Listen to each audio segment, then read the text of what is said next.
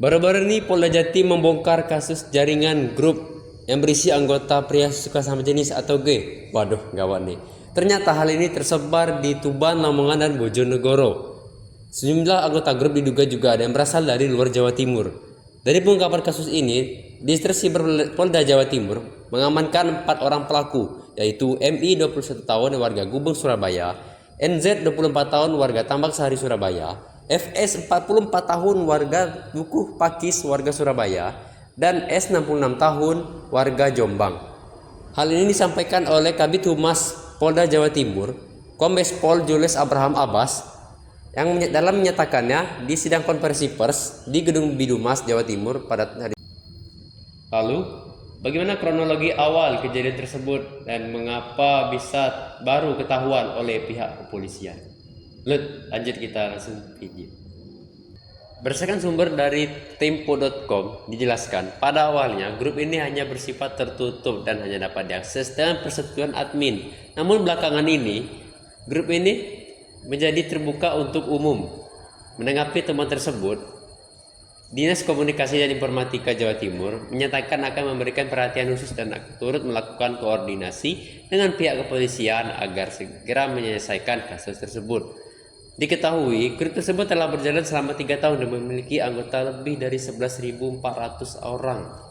Berdasarkan hasil penyelidikan, modus operandi para tersangka dimulai pada bulan Januari 2025 ketika MI mengetahui adanya grup Facebook yang berjudul Gay Tuban Lamongan Bojonegoro yang membahas pencarian pasangan sejenis. Berdasarkan penjelasan dari Kombes Pol Abbas, tersangka MI kemudian mengomentari postingan di grup Facebook tersebut dan membagikan link WhatsApp yang berjudul Info Feed untuk menarik lebih banyak anggota di grup tersebut. Setelah grup terbentuk, para tersangka mulai masuk secara bertahap, seperti NZ mulai bergabung pada bulan Februari, FS pada bulan Maret, dan S bergabung pada bulan Mei. Para tersangka kemudian aktif mengirimkan konten pornografi dengan dalih mencari pasangan, ujar Kombes Abbas. Nah, puncak aktivitas ilegal ini dimulai pada 2 Juni 2025. Ketika beberapa tersangka mengirimkan video dan konten pornografi di grup tersebut. Akibat perbuatannya, para tersangka dikenakan pasal 45 ayat 1 junto pasal 21 ayat 1 UU nomor 11 tahun 2008 tentang UU ITE dan pasal 29 junto pasal ayat 4 ayat 1 UU nomor 44 tahun 2008 tentang pornografi. Ancaman hukuman yang dihadapi para tersangka cukup berat, yakni pidana penjara maksimal 6 tahun atau denda maksimal 1 miliar. Selain itu, mereka juga dapat dikenai pidana penjara 6 bulan hingga 12 tahun dan denda 250 juta hingga 6 miliar. Nah, masalah seperti ini pun juga sudah dilarang dalam Islam dan tertuang dalam Al-Quran dalam surat Al-A'raf ayat 80 sampai 81, yang dimana Allah berfirman, dan kami juga telah mengutus Lut ketika dia berkata kepada kaumnya, mengapa kamu melakukan perbuatan keji yang belum pernah dilakukan oleh seorang pun sebelum kamu di dunia ini? Sungguh kamu telah melampiaskan syahwatmu kepada sesama laki, bukan kepada perempuan. Kamu benar-benar kaum yang melampaui batas. Dengan tegas, Allah menyebut kaum Nabi Lut yang saling menyukai sama jenis sebagai perbuatan yang hina. Dalam hadis lain, Rasulullah bersabda, barang siapa dari umatku yang mengerjakan perbuatan kaum Lut kemudian mati dalam keadaan itu, maka dia hanya akan menunggu hingga diletakkan di liang lahatnya. Jika telah diletakkan di dalamnya, maka tidak berlalu 3 hari kecuali bumi memuntahkannya dan mengirimkannya bergabung dengan tulang belulang kaum Lut. Kelak di hari kiamat, dia pun akan dibangkitkan bersama mereka.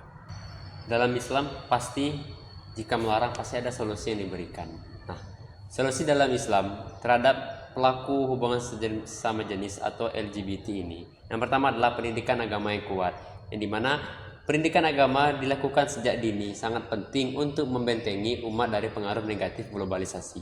Yang kedua adalah pendekatan psikologis dan spiritual, di mana dakwah harus dilakukan dengan kasih sayang, memperhatikan kondisi psikologis pelaku hubungan sesama jenis atau LGBT tanpa menghakiminya. yang dimana dalam hadis riwayat Bukhari yang artinya sesungguhnya kalian diutus untuk mempermudah bukan menghakimi. Dan yang ketiga adalah pemanfaatan media untuk dakwah. Umat Islam harus memanfaatkan media untuk menyebarkan pandangan Islam yang rahmatan lil alamin. Solusi satu-satunya adalah mengembalikan aturan kepada Sang Pencipta, itu Allah Subhanahu wa taala, dengan menerapkan aturan Islam secara menyeluruh. Hanya saja hal ini harus didukung oleh seluruh kalangan umat. Tidak bisa bekerja diri sendiri. Semua pihak harus bertanggung jawab, apalagi terhadap generasi muslim.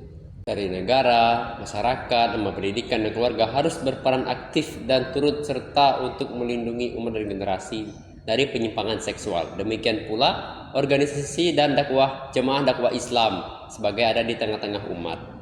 Tidak ada satu pihak pun yang berpangku tangan. Semua pihak harus menerapkan penerapan Islam secara menyeluruh dengan koordinasi dengan pemerintah.